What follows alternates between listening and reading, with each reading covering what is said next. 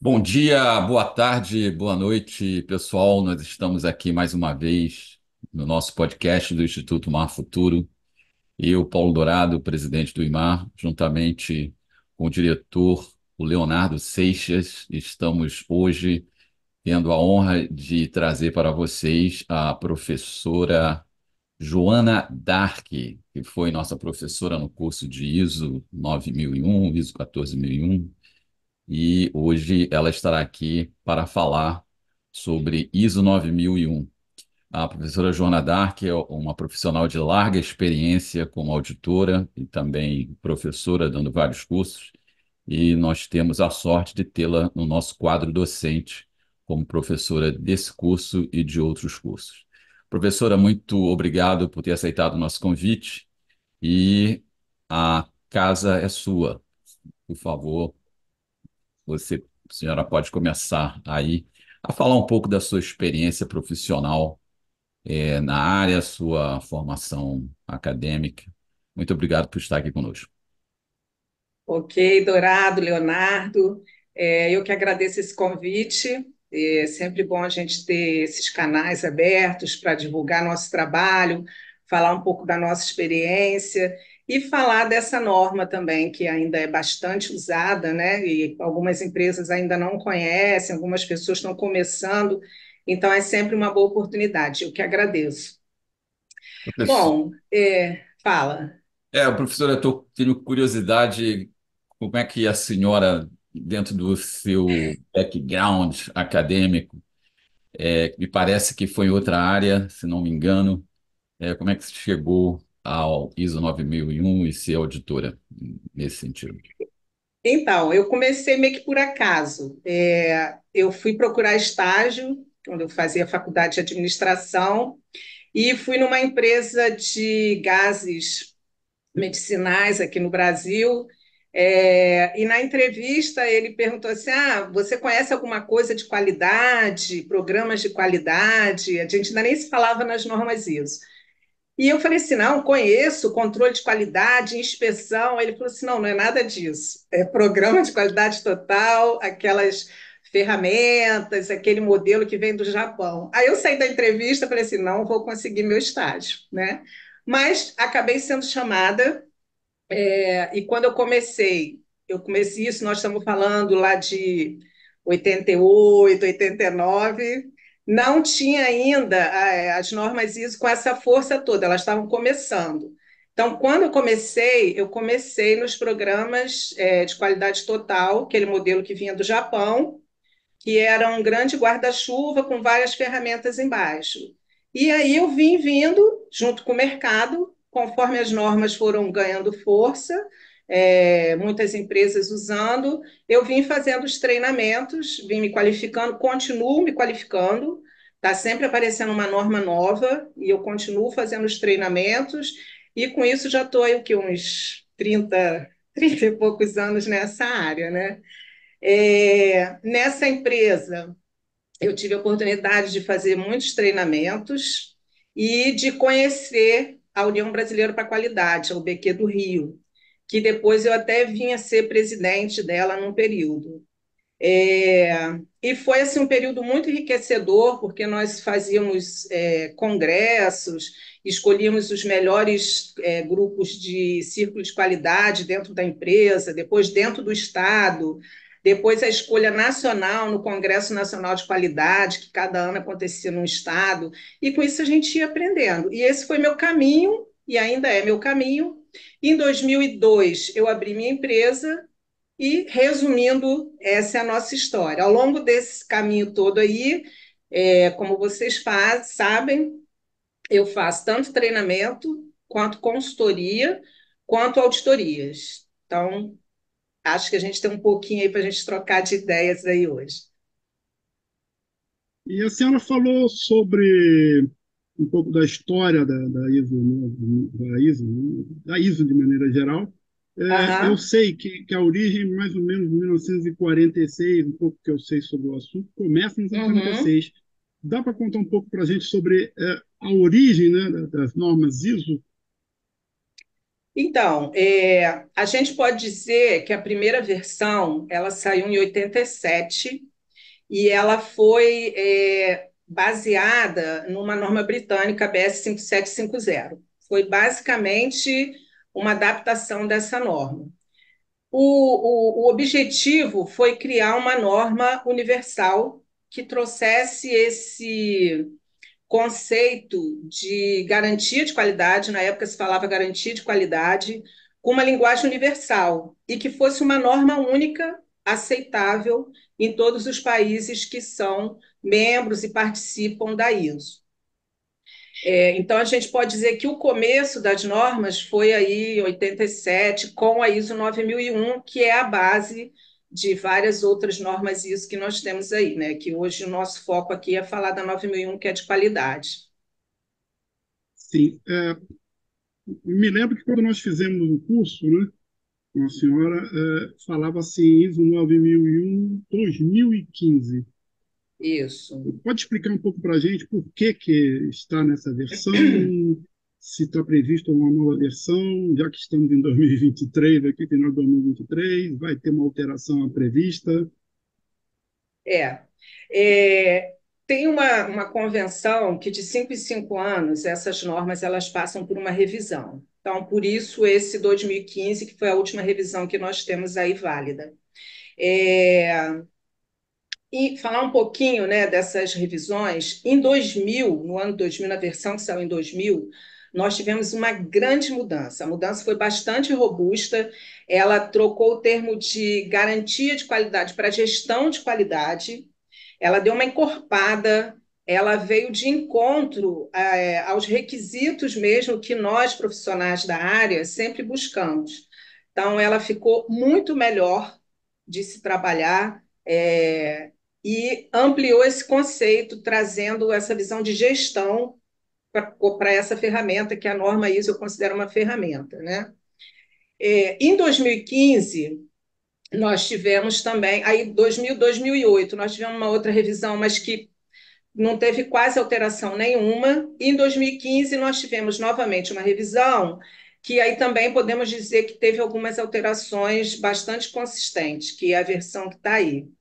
É, ela trouxe o conceito de risco, ela ampliou o número de requisitos, é, e ficou assim muito mais aderente ao PDCA, que é uma ferramenta, que é o ciclo de Deming que a gente diz, né? Então, se a gente olhar para todos os requisitos da norma, a gente consegue encaixar exatamente os blocos dos requisitos dentro dessas letrinhas do PDCA.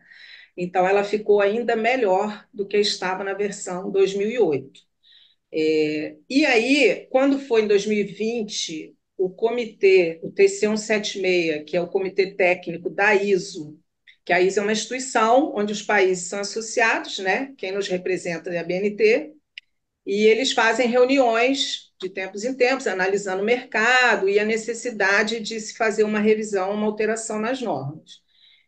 E quando foi em 2000, se teve uma reunião, uma votação, em função do cenário que nós estávamos, pandemia e tudo isso, optou-se por não alterar a norma e a gente manter a mesma revisão que estamos em 2015. Isso, Só que agora, isso 2020. Isso 2020, no ano correto? de 2020, teve essa reunião, que seria o prazo adequado dela começar a entrar em revisão, né, completando os 5 anos, mas devido ao cenário que estávamos, se optou por não mexer na norma naquele momento.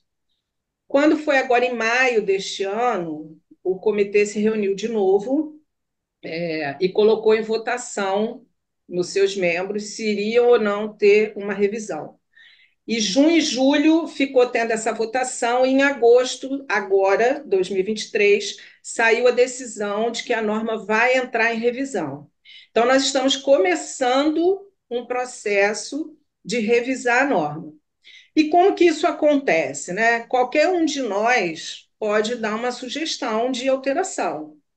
Então, a gente encaminha para o órgão do nosso país, no nosso caso a BNT, que ela tem um grupo aqui, que participa, que tem representantes que participam dessa reunião com todos os países, onde vão reunindo essas alterações, essas sugestões, se coloca em votação, aí se emite um draft que sai, isso fica público para todo mundo criticar, sugerir alterações em cima desse draft. Tem essa rodada, aí sai o final draft, novamente uma rodada para o mundo todo. Ela é uma norma mundial, então essa coisa é bem abrangente, bem democrática, e se sai uma nova versão. Pode ser que tenha, aí isso nós estamos falando lá para 2026, mais ou menos, né? Que ela entra agora nessa fase. Quando sai a nova versão, as empresas que já são certificadas, elas têm um prazo de 3 anos para se adequar. Então, aí é um acordo que é feito, cada empresa com seu organismo certificador, de como que vai fazer. Ah, vou fazer uma auditoria específica para a nova versão, vou aproveitar a minha auditoria anual, que já está marcada, e vou me preparar e fazer junto à alteração. Aí depende da robustez dessas alterações Sim, e o quanto que a empresa consegue se preparar no prazo. Mas passando o prazo que é dado de 3 anos para adequação, a empresa que não conseguir, ela vai perder a certificação que ela tiver, porque a versão da norma que ela está vai perder a validade. É assim que funciona.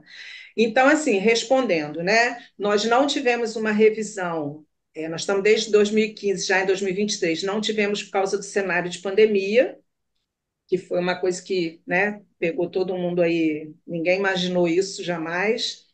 E já estamos começando esse processo de revisão aí. É, vai ter foi formado um grupo já dentro do TC 176, lá na ISO, que vai trabalhar especificamente essa questão de analisar e ver se vai ter alguma alteração na versão atual. Aí ela vai trocar, depois de 2 pontos, vai entrar lá o ano que ela sair aí, que for promulgada, entendeu? Então, esse 2015, 2008, depois de 2 pontos, é isso aí que quer dizer, é o ano que ela foi lançada, a última revisão. E aí é a revisão válida que a gente tem que andar. Se a gente chegar numa empresa e verificar que ela ainda tem versão 2008, então o sistema dela está baseado numa norma que já não tem mais validade, tem que ser revisto, ok? Queria pegar esse gancho aí da crise que houve aí com a pandemia, novos cenários. Qual foi o impacto assim que a senhora observou tanto no seu trabalho como auditora, dando cursos, e como é que as empresas reagiram às implementações da norma durante essa pandemia, ou alguma auditoria que a senhora fez durante esse período? Qual foi o impacto negativo? Quais são os prós e contras da pandemia? E também Pois queria, é. eu também queria, além disso, quais são os cenários que nós estamos observando futuramente? Então, a pandemia, como eu falei, né, acho que ninguém nunca pensou isso num planejamento estratégico, né, uma situação dessa. Então, é, pegou todos nós assim de surpresa. Eu me lembro que em março de 2020, né, eu estava em Macaé fazendo uma auditoria, uma cidade aqui do Rio, né, e a empresa que tinha me contratado para fazer a auditoria, eu estava fazendo uma auditoria de qualificação de fornecedor, que a gente chama de auditoria de segunda parte. A empresa me ligou assim no meio do dia, eu tinha ido para ficar uma semana lá, estava em hotel, e a empresa falou assim: Joana, olha, você tem que parar a auditoria agora, Macaé fechou, não entra mais ônibus e a gente vai colocar um carro trazer você para casa. Eu falei, gente, mas o que está acontecendo? Aí ela falou assim, não, em função do cenário a cidade não vai mais receber ninguém de fora, nem ônibus, nem nada, você vai ter que voltar. Aí eu voltei, isso era março, e aí fiquei, né? Bom, e aí, né? O que é isso? O que a gente faz? Ainda meio sem entender, desculpa, ainda meio sem entender o que estava acontecendo e aguardando, tentando ver o que ia acontecer. Aí, nesse meio de caminho, o IAF, que é o Fórum Internacional de Acreditação, ele começou a soltar as diretrizes de como que ia funcionar o mercado nesse momento todo que a gente estava passando. Então, ele falou que nós poderíamos fazer auditorias remotas, desde que não fosse a auditoria de certificação, que é aquela primeira, ambiental, que é a 14.001, e 45.001, que é a saúde e segurança. Essas precisariam ter um pedaço, um percentual presencial. Mas se fosse auditoria de acompanhamento, auditoria de 9.001, nós poderíamos fazer 100% remota. E aí, eu, particularmente, né, fui estudar as ferramentas, né? Zoom, Teams. Eu não tinha tanta habilidade. Algumas ferramentas a gente já conhecia, outras eu nunca nem tinha usado. Aí fomos estudar, fomos passar os treinamentos para essa forma online, né? Nós fizemos junto, né? Vocês fizeram comigo alguns treinamentos online. Fomos ver como seriam essas auditorias. Qual a empresa que poderia, por exemplo, o funcionário, nem todas as empresas pararam 100% durante toda a fase da pandemia, né? Então, algumas empresas a gente pedia para que a pessoa fosse com o celular na área e mostrasse, mas tem outras que você não pode ir com o celular por causa de segurança. Então, a gente foi se adequando, eu, particularmente, né? O mês de abril, eu fiquei parada, só adequando essas questões, estudando, recebendo esses informes para ver como é que a gente ia agir, conversando com os clientes.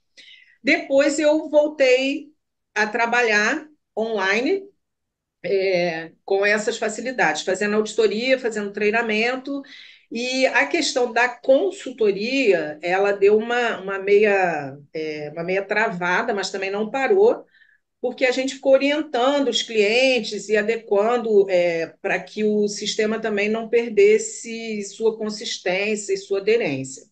Eu tive clientes que ficaram online também 100% e tive clientes que não. Tem alguns que eram fábrica e tudo.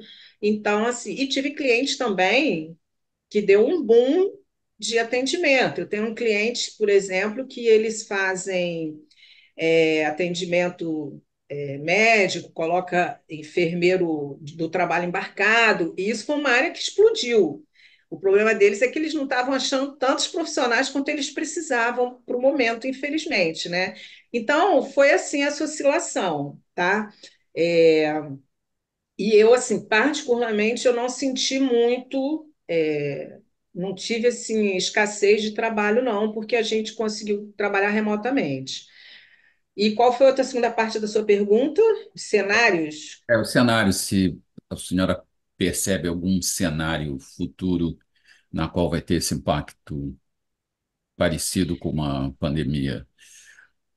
Então, parecido com pandemia, eu espero que nunca mais tenha, nunca mais tenha, né? Não sei, assim, o que eu poderia falar, assim, com relação ao sistema de gestão, que a gente viu que as empresas que tinham um sistema bem implementado conseguiram passar, assim, vamos dizer, de uma forma um pouco mais tranquila a questão da gestão. Por quê? A norma ISO, ela tem dois itens assim que eu acho que foram dois não, três, que foram fundamentais para ajudar nesse momento, né? Ela, logo no primeiro item dela, nessa versão 2015, ela fala em contexto da organização, que é o item 4.1. Então, nesse item, ela diz assim: olha, organização, quem é você? Qual é a sua missão? Né? Qual a sua visão, seus valores? E pede que a empresa olhe cenários internos e externos. Muitas empresas utilizam uma matrizinha SWOT nesse momento, o que não é obrigatório, mas acontece, e ela faz essa visão externa e interna. Quando nesse item pede que ela faça essa análise de mercado interno, visão interna e externa, quando a gente estava na pandemia, essa foi uma das ferramentas que ajudou a fazer uma análise desse cenário. Um outro item que é importante na norma, que eu acho que ajudou, foi a questão do item 61, que fala de riscos e oportunidades.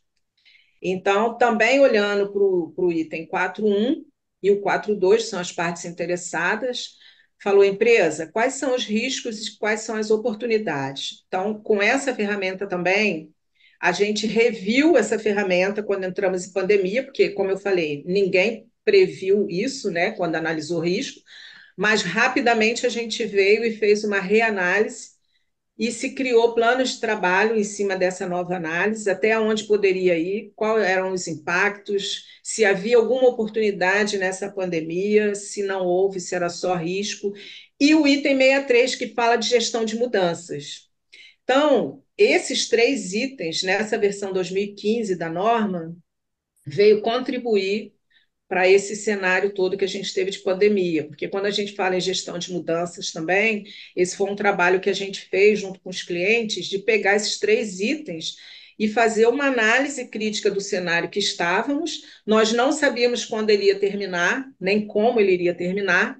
Então, trabalhamos com as ferramentas que tínhamos naquele momento, mas esses itens, dentro de um sistema de gestão que tinha uma aderência boa, que estava bem implementado, foram facilitadores para a gente passar por essa crise aí que teve, entendeu? Não sei se mais ou menos respondi o que você perguntou aí, mas eu entendo que foi por aí que a gente conseguiu passar e algumas empresas fizeram muito bom uso da certificação nesse momento. Não respondeu perfeitamente, eu entendi, acho que os ouvintes também vão ter facilidade de entender a sua definição da questão da crise, como é que isso. Uhum, E pegando esse gancho da crise, ou seja, as novas empresas, ou seja, empresas que estavam interessadas na implementação das normas ISO 9001. Gostaria que a senhora falasse a respeito como iniciar esse processo de uma maneira, uhum. cenário normal e qual foi a diferença num cenário de crise como a pandemia. Então, no cenário de crise como a pandemia, o que a gente viu é que as empresas que ainda não tinham a sua certificação puxaram o freio de mão, natural, né? Vamos esperar, vamos ver o que que vai acontecer, vamos ver o que que vai vir, como é que isso tudo vai terminar, para a gente fazer o investimento. Não deixa de ser um investimento, né? Um investimento com um retorno garantido, mas é um investimento. Como começar? É, as empresas, elas existem dois momentos quando a gente fala de uma certificação. Tem um momento que você prepara a sua empresa, que você desenvolve um sistema de gestão, implementa ele, coloca ele para rodar na empresa. E o momento que você chama um organismo certificador, que é uma empresa que vai vir fazer auditoria e vai te conceder o certificado.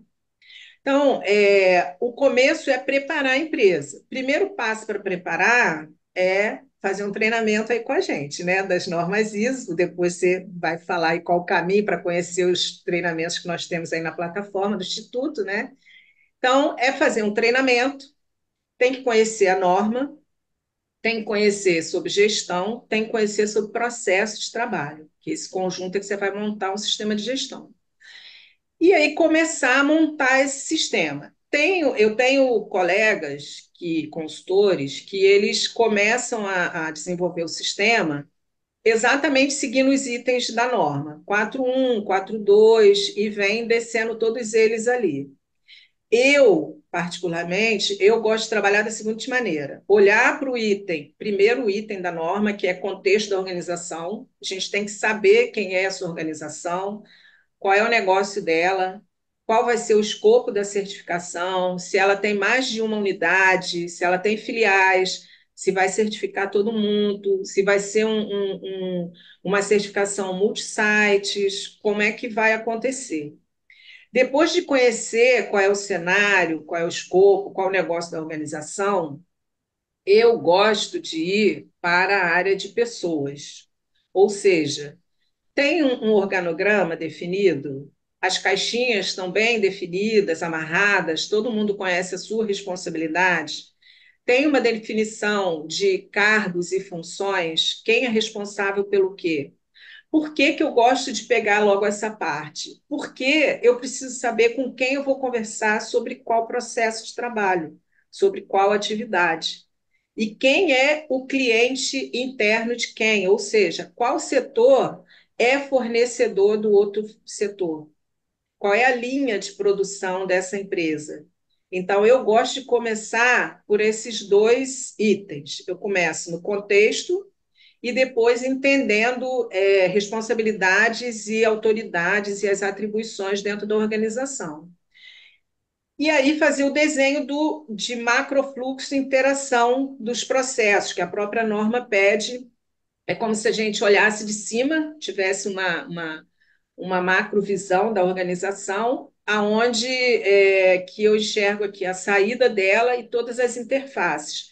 E quais são os processos principais, processos de apoio ou secundários, que a gente chama, para eu poder começar a desenhar esses processos de trabalho, definir indicadores, metas, pontos de inspeção, e aí o trabalho vai. Feito isso, né, vou fazer uma sequência mais ou menos como acontece. O que tem que acontecer antes de chamar um organismo certificador? Tem a parte de treinamento, as pessoas têm que saber o que é um sistema de gestão, qual é a política de qualidade da organização nesse sistema, qual é o seu papel dentro desse sistema. Então, você tem que fazer, tem toda essa parte que você desenvolve o sistema, treina as pessoas nesse sistema que você desenvolveu. Não necessariamente o sistema criado vai ser exatamente como os processos que estavam acontecendo, você vai ter mudanças, vão ter melhorias, adequações, e aí você tem que treinar as pessoas, botar esse sistema a rodar, para gerar evidências para poder vir uma auditoria e verificar essas evidências com a prática. E aí você tem que fazer pelo menos uma reunião de análise crítica, que é um dos itens que a norma pede, e um ciclo de auditoria interna, no mínimo. Depois disso, você pode chamar o organismo certificador. Então, o organismo certificador são empresas acreditadas, quem coordena todo esse mercado no Brasil é o Inmetro, e aí você verifica qual organismo, se ele tem acreditação para a norma que você está querendo certificar, que no caso nós estamos falando da 9001, e aí você negocia com esse organismo certificador. Então, todo certificado, ele tem uma validade de 3 anos. Depois de 3 anos, a empresa tem que renovar ou desistir da certificação. E ao longo desses 3 anos, uma vez por ano, você vai passar novamente por uma auditoria de manutenção, que a gente fala, que é para verificar se a empresa mantém aquele padrão de qualidade, tudo, e garantir que vai manter a certificação dela, até completar esse ciclo de 3 anos. Então, quando a empresa escolhe o organismo certificador, ela já faz um contrato para esses 3 anos de validade dessa certificação. E aí você chama o organismo certificador, quando é a auditoria de certificação, que é a primeira vez, ela tem duas etapas. Ela tem uma auditoria inicial, que é uma auditoria documental, que ele vai verificar se tem um sistema desenvolvido, implementado, se qual é o escopo da empresa, se o escopo reflete a realidade da empresa, vai verificar se a empresa definiu a política de qualidade, vai pedir esse escopo formalizado, vai ver se a empresa já fez um ciclo de auditoria interna, uma reunião de análise crítica. Estando isso ok, passa para a segunda etapa, que aí é a auditoria, onde o auditor ou a equipe de auditores, dependendo do tamanho da empresa, é mais de um auditor, ele vai ficar lá na empresa conversando com as pessoas e verificando se realmente o sistema é uma realidade. E aí ele vai e diz que concede, está recomendando a empresa para a certificação. E aí a empresa ganha o certificado, tem que manter o sistema, sempre melhorando. O conceito da 9001 é a melhoria contínua.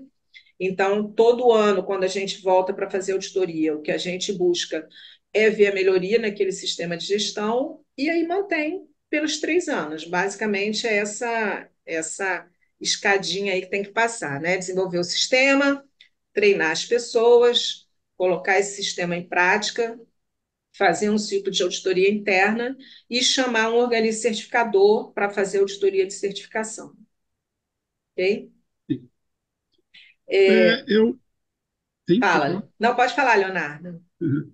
Eu passei na minha carreira, né, tanto na Marinha de Guerra como na Marinha Mercante, mas eu vou me ater a um detalhe da Marinha Mercante. Eu estava numa empresa de navegação, e esbarrei com um problema. Implementação da norma ISPS Code. Hum. Só que ninguém sabia sobre nada. E não sei por que cargas d'água sobrou para mim. Eu era embarcado, mas estava de férias, entre aspas, e fui chamado para participar. Na verdade, na prática, o que eu tinha que definir, na prática, aquela norma, como seria o navio está preparado, a companhia está preparada para responder aos requisitos da ISO, da USPS Code. Então, eu Aham. percebi que é um problema muito sério, né? Você lê a norma e não consegue interpretar aquilo, do que é aquilo na prática. É. Poderia dizer um pouco mais sobre isso? Eu entendo um pouco porque, né, a pergunta que eu queria fazer era como é feita a certificação, mas a senhora já respondeu bastante sobre isso.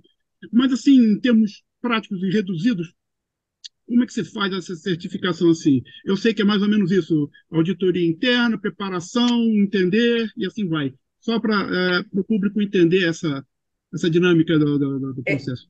vê se eu entendi. Acho que você quer saber o seguinte: como é que eu traduzo aquilo tudo para dentro da realidade da empresa? É isso? Exato, exato. Então,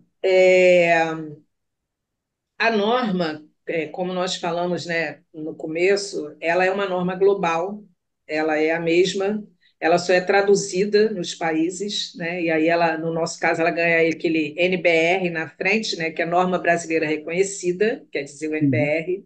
Quem pega a norma vê lá no cabeçalho isso.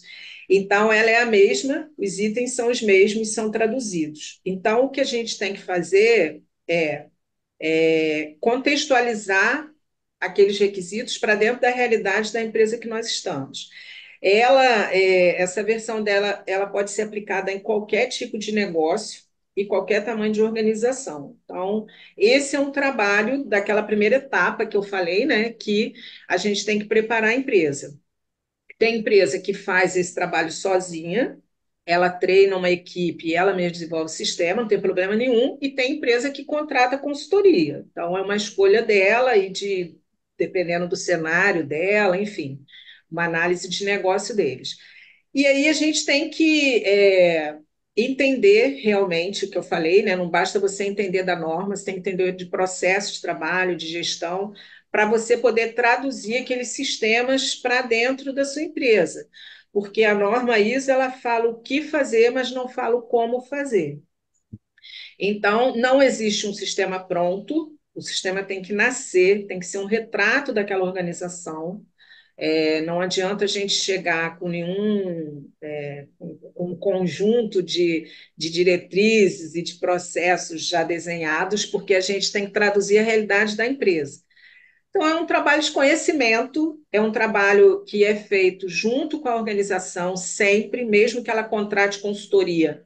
A gente tem que trabalhar com as pessoas, por isso que eu falei que eu gosto de começar logo pelas descrições de funções e autoridades, porque aí eu vou saber com quem eu vou conversar, porque assim, a gente entende de gestão e de norma, mas aquela equipe que está lá é especialista naquela empresa. A empresa existe, então ela tem um sistema rodando, senão ela não estaria viva, não estaria ali com o negócio dela em pé.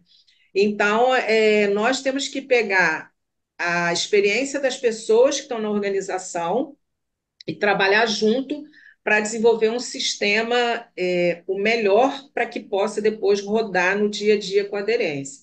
Então, assim, é estudar, fazer reuniões, conversar com as pessoas, acompanhar na prática as atividades da organização, e isso leva um tempo, não tem um tempo definido de quanto tempo eu preciso para desenvolver um sistema. Isso vai depender muito do tamanho da organização e também do quanto essa empresa já esteja com algumas ferramentas em prática, né? Tem empresa que já está assim muito bem estruturada e a gente consegue fazer um trabalho com mais facilidade, e tem empresas menores que ela não tem assim nenhum organograma formalizado. Então a gente tem que começar bem da base mesmo, entendeu? Não sei se eu respondi um pouco assim que você Sim, queria sim, sim. saber. É, Mas é isso aí. hum, Não tem uma fórmula pronta, não. não, não tem. É, exato. É, Até porque cada firma trabalha com coisas diferentes e não tem exatamente, como estabelecer um padrão, exatamente. né? Nesse sentido, padrão. Aproveitando essa ideia, na sua visão, eu vou fazer duas perguntas aqui simples. Qual é que a senhora acha que cause mais dificuldade na implementação, que a senhora observa isso, né, na implementação numa empresa, e qual é a que mais lhe agrada, qual a fase que mais lhe agrada? Parece-me que já disse, né? Mas pode repetir para a gente. Bom, a maior dificuldade, eu te diria que é essa questão do tempo. Parar as pessoas para conversar com a gente, fazer reuniões, fazer estudo e análise de processo. Hoje, assim, o tempo realmente, né, todo mundo, a gente é consumido por muita informação e todo mundo está trabalhando muito nas empresas. Eu reconheço isso em todos os lugares que eu passo. As empresas estão muito enxutas e as pessoas não têm tempo, mesmo aquilo sendo uma diretriz, da alta direção, parar para fazer uma reunião com a gente. Então, esse é um fator assim que impacta muito nessa hora de desenvolver o sistema. Uma Uhum, outra questão, aí depende, do ramo da empresa e de quantos anos a empresa tem e do público que ela tem, né? É quebrar um pouco alguns paradigmas. Tem pessoas que estão numa organização assim há anos fazendo a mesma coisa e quando a gente quer implementar alguma mudança, tem uma resistência muito grande. Nós, seres humanos, temos muita resistência à mudança, né? E tem empresa que a gente faz muita mudança. Tem empresa que não, mas tem empresa que a gente faz muita mudança. Então, essa mudança, na hora que a gente tem que implementar, a gente tem algumas barreiras para colocar isso em prática. É, e quebrar um pouco alguns paradigmas que tem, né? E uma outra coisa, assim, aí, assim, infelizmente, né, no nosso país, a gente ainda tem muita gente que tem muita experiência na prática do que faz, mas poucos estudos. A gente, dependendo do ramo de negócio que a gente for trabalhar, a gente pega pessoas assim ainda com alguma dificuldade de interpretação de texto, de ler um fluxo. Então, isso acarreta um pouco mais de trabalho também na hora de desenvolver um sistema. Agora, a parte que a gente mais gosta, assim, né, quando a gente está implementando, buscando uma certificação, é quando o auditor líder, na reunião final, fala assim: estou recomendando a empresa para certificação, né?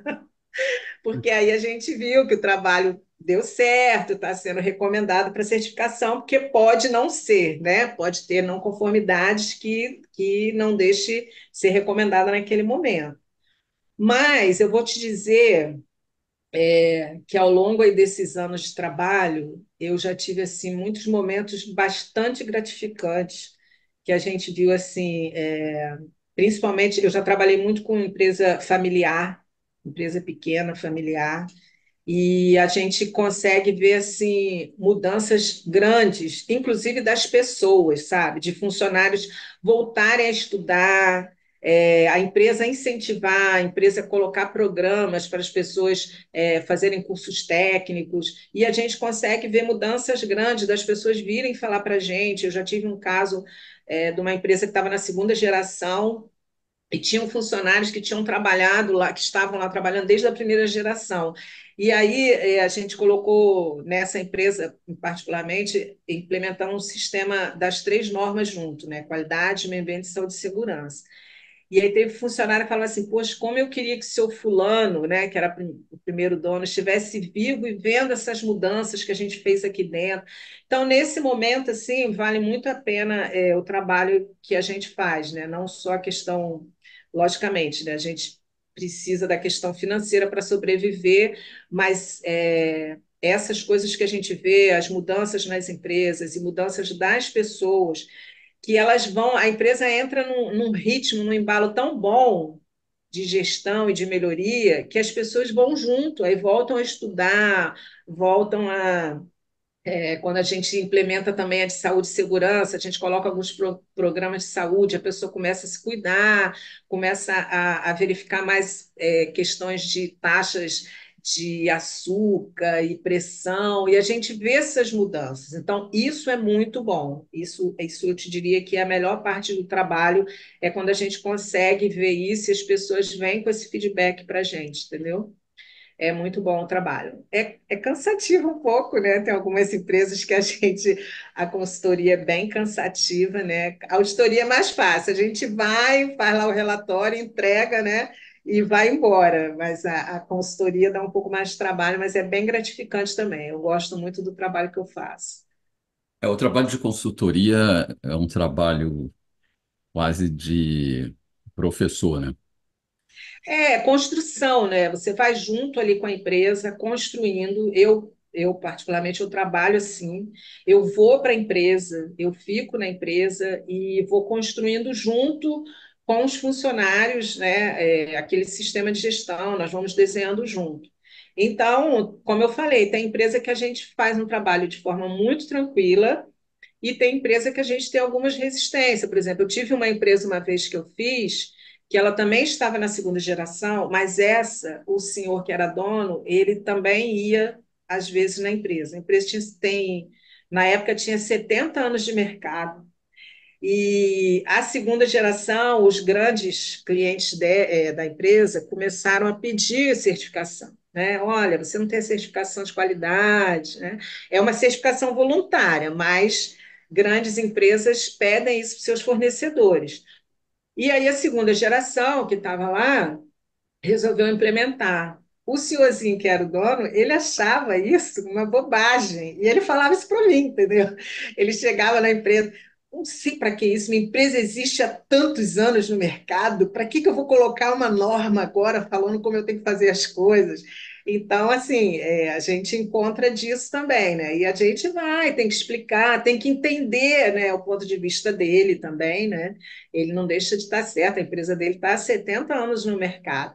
Mas a gente tem que mostrar as mudanças de cenário, que o mundo está mudando, é uma ferramenta de gestão para auxiliar. E aí a gente vai nesse trabalho todo de convencimento aí, né? E essas são algumas das barreiras que a gente encontra, entendeu?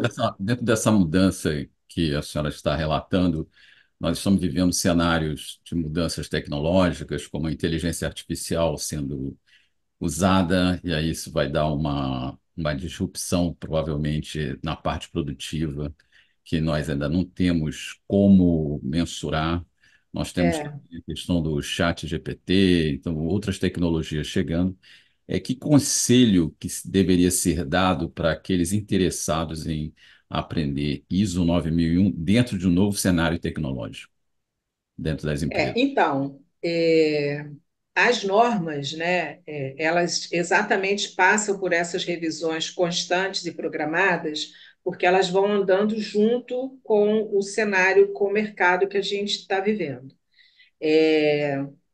Eu não sei as mudanças que vêm, né, mas já há algum tempo a gente vem falando nessa questão de inovação e a questão de sustentabilidade, apesar de que a gente tenha a 14.001, que é de meio ambiente. Então, são questões que são bastante faladas, né, quando a gente fala na revisão das normas. E, assim, o que eu posso dizer é que não dá para simplesmente não olhar para essas novas ferramentas, né? Então, quando a gente fala, a gente tem conversado muito isso, a gente tem alguns grupos no WhatsApp, né, de profissionais, de auditores, e a gente vai trocando porque uma das questões hoje, toda a documentação, basicamente, as empresas estão com tudo em nuvem, tudo em meio eletrônico, e aí, como é que você evidencia que alguém participou de um diálogo de segurança? Hoje mesmo a gente teve essa conversa num grupo de WhatsApp. Uma pessoa me apresentou uma lista que está online. Eu posso aceitar isso como registro, mas se a gente for olhar e usar corretamente as próprias ferramentas que hoje já temos, o Teams e aqui o Zoom que nós estamos, eles te mostram se a pessoa logou, que hora ela logou, quanto tempo ela ficou logada. Então, é fazer o bom uso dessas ferramentas. Não tem mais como Evidência, né? voltar. Evidência. Exatamente, exatamente. Não é simplesmente falar assim, coloquei todos os documentos que eu criei online. Ok, mas e aí, o pessoal acessa? Qual é o controle? Como que você tem, quais são as senhas e controles de acesso para ninguém alterar sem autorização aquele documento? Como que você evidencia que você treinou alguém naquele documento e que ele está seguindo aquela prática que está ali definida? Então, é usar corretamente as ferramentas. E, da mesma maneira, a inteligência artificial a- ainda não está, né, aqui 100% na nossa realidade, mas está vindo com força. E vamos ver o que que vem aí nessa nova revisão da norma, agora que está entrando aí em vigor, tá? E esse curso, então, que a senhora tem na nossa plataforma, que é uma honra tê-la lá, o que a senhora gostaria de falar desse curso? Qual foi o processo? Gostou de ter feito o curso? A interação Gostei. com as filmagens, a parte escrita, nossa, foi um processo interessante. Foi um processo interessante, né, que a gente fez junto aí, né? Agradecer o convite que vocês me fizeram mais uma vez. E assim, o treinamento ele tá, eu considero que ele está assim bem suave, né? Nós temos uma parte gravada, onde a gente vai conversando, vai apresentando. Nós temos material, temos modelos para entender cada item. As pessoas não são obrigadas a seguir os modelos que nós colocamos ali, eles são para basear, né, quando for criar o seu sistema de gestão. E tentamos explicar o máximo, de forma mais clara e sucinta, cada item da norma. E, além disso, nós temos também a questão do um orientador, né? Não é isso que vai estar lá se a pessoa precisar, além do material que ela vai ter acesso, além da parte de vídeo, além de modelos, ela vai ter também um tutor que ela vai poder tirar algumas dúvidas. Então, eu acho que é um excelente caminho para quem quer começar, para quem está querendo entender o que que é a norma, como é que se desenvolve um sistema de gestão, vai ajudar bastante. Que a gente tentou fazer assim, da maneira mais clara e simples possível, relatando e conversando sobre cada item separadamente. Ficou bom.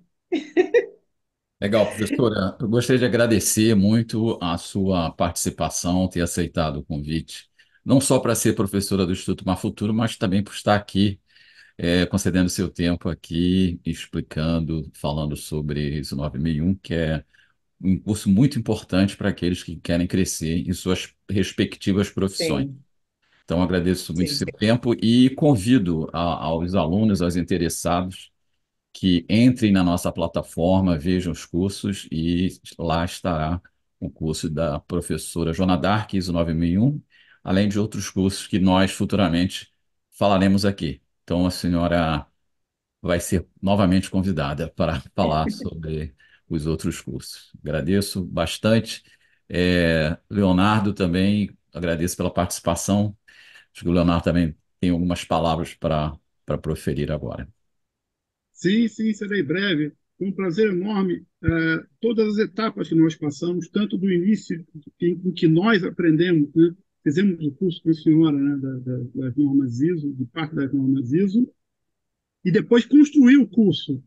Então, a gente aprende muito, apesar de estar um pouco acostumado, devido à profissão, a entender a normatização das coisas, mas saber a origem disso, de como é feito, etc., é muito importante para a gente, foi muito importante, e foi um prazer enorme de nós, né, Dourado também, nós participamos da construção do curso na prática, e isso veio a inovar também, né, outra ferramenta de como ensinar sobre isso no 9001. Eu agradeço essa oportunidade aí de participar desse processo. Bom, eu que agradeço tanto por ter sido convidada, né, para desenvolver esse treinamento com vocês, quanto agora também para esse bate-papo aqui. Estou à disposição do Instituto e quem quiser trazer alguma dúvida através daí do canal do Instituto, vocês depois passem para mim que a gente continua trocando uma ideia aí com o público, tá bom? Muito obrigada, hein? Muito obrigado, pessoal. Mais uma vez, estamos aqui finalizando um podcast, dessa vez com a professora Joana Dark, falando sobre o curso de ISO 9001. Estamos à disposição e estamos com nossas plataformas, site, Instagram, tem também YouTube, canal do YouTube, onde esse vídeo será postado, e LinkedIn. Um grande abraço a todos vocês. Nos vemos no próximo podcast. Um abraço a todos. Tchau, um abraço, obrigado.